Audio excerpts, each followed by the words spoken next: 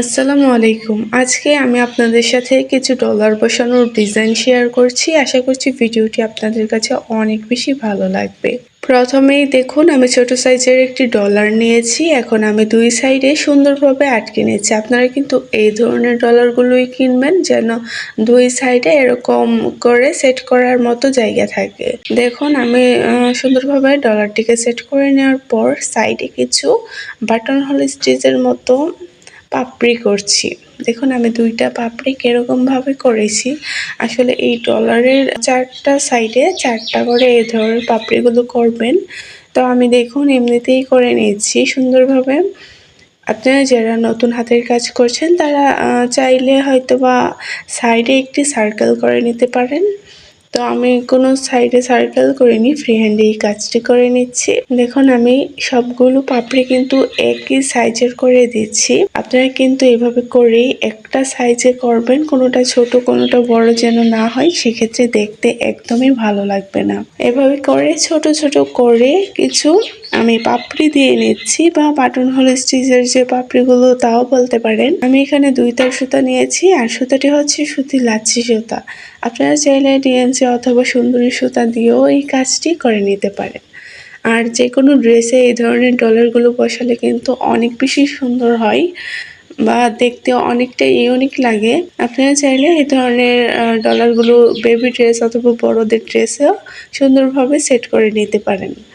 আশা করছি খুব সহজেই আপনারা বুঝতে পেরেছেন যে আমি কাজটি কিভাবে করে নিয়েছি, আর কাজটি কিন্তু খুব দ্রুত কমপ্লিট হয়ে গিয়েছে। ডলারটি দেখে মনে হচ্ছে কাজটি অনেক বেশি কঠিন, আসলে একদমই না। কাজটি খুব সহজেই কিন্তু আপনারা কমপ্লিট করে নিতে পারবেন। তারপর আমি দ্বিতীয় যে ডলারটি সেটিও আপনাদেরকে বসানো দেখাচ্ছি। প্রথমেই দেখুন আমি ডলারটিকে 2 সাইডে সুন্দরভাবে আটকে নিয়েছি।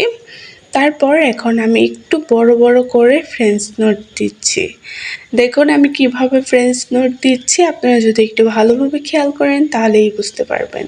সবসময় তো ছোট ছোট করে ফ্রেঞ্চ নোট আপনাদেরকে দেখাই, তো আজকে এই বড় ফ্রেঞ্চ নোটটাও আপনাদেরকে শিখিয়ে দিচ্ছি। আপনারা যদি একটু ভালোভাবে খেয়াল করেন তাহলেই কিন্তু এই ধরনের কাজগুলো খুব সহজেই করে ফেলতে পারবেন।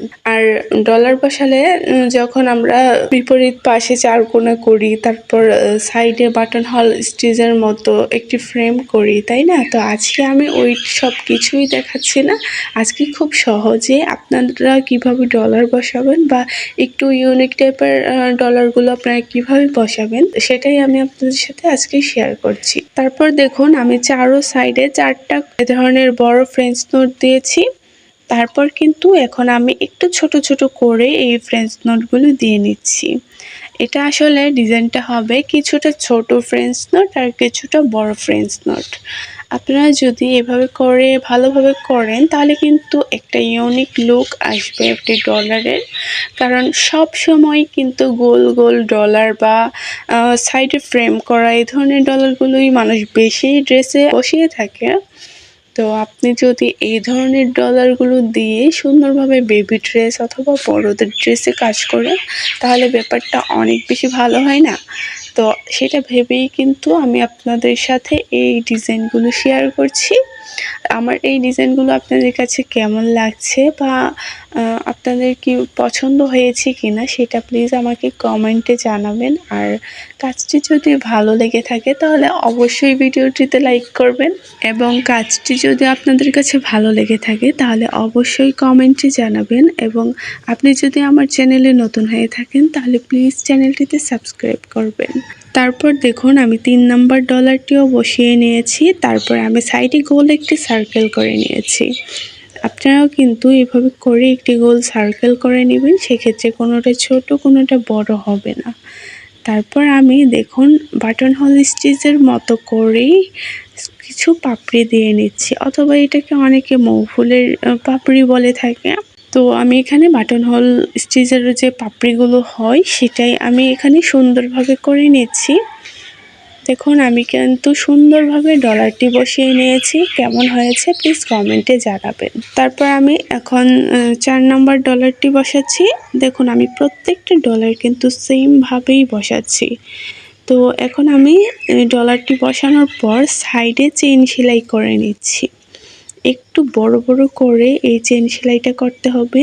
তা না হলে কিন্তু এই ডলারের ভেতরে চেন সেলাইটা ঢুকে গেলে আর চেন সেলাইটা দেখা যাচ্ছিল না।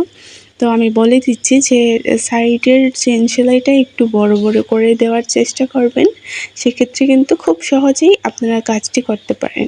দেখুন আপনারা কিন্তু ডলারটি এভাবেও রাখতে পারেন, তারপরও আমি সাইডে আরেকটু ডিজাইন করে নিচ্ছি। তারপর আমি সাইডে কিছু ছোট ছোট করে ফ্রেঞ্চ নট দিচ্ছি। ছোট ছোট করে বলতে এখানে 2টা করে আমি প্যাচ দিচ্ছি, আর এখানে আমি প্রত্যেকটা ডলার 2 তার সুতা দিয়ে বসিয়েছি, আর ডলারগুলো কিন্তু বেশিরভাগ 2 তার সুতা দিয়েই বসাতে হয়। তো আপনারা এভাবে করে 2 তার সুতা দিয়ে সুন্দরভাবে ডলারগুলো বসিয়ে নেবেন, অথবা আপনার সুতার সাইজটা যদি অনেকটাই চিকন হয়ে থাকে সেক্ষেত্রে আপনারা 3 তার সুতা দিয়েও কাজটি করে নিতে পারেন। তো এইভাবে করে কিন্তু আমি সাইডে সুন্দরভাবে কিছু ফ্রেঞ্চ নট দিয়ে দিচ্ছি। এটাও কিন্তু অনেকটাই ইউনিক লাগছে। আপনারা কিন্তু এই ধরনের ডলারগুলো 2 কালার অথবা 3 কালারের সুতা দিয়েও করতে পারেন। তো আমি এখানে আপনাদেরকে একটি কালারের সুতা দিয়েই কাজটি দেখিয়ে দিচ্ছি। আপনারা যদি ড্রেসের সাথে অথবা ড্রেসে হাতের কাজ করলে তো 2-3 ধরনের কালার দিয়ে কাজ করতে হয়। সেক্ষেত্রে যদি আপনারা সেই 2-3 কালার দিয়ে এই ডলারগুলো বসান তাহলে কিন্তু দেখতে অনেক বেশি ভালো লাগবে। আশা করছি ভিডিওটি আপনাদের কাছে অনেক বেশি ভালো লাগবে। এই ছিল আমার আজকের ডলার বসানোর ভিডিওটিতে অবশ্যই লাইক, কমেন্ট, শেয়ার করবেন। আজকে এই পর্যন্তই। সবাই ভালো থাকবেন। আল্লাহ হাফেজ।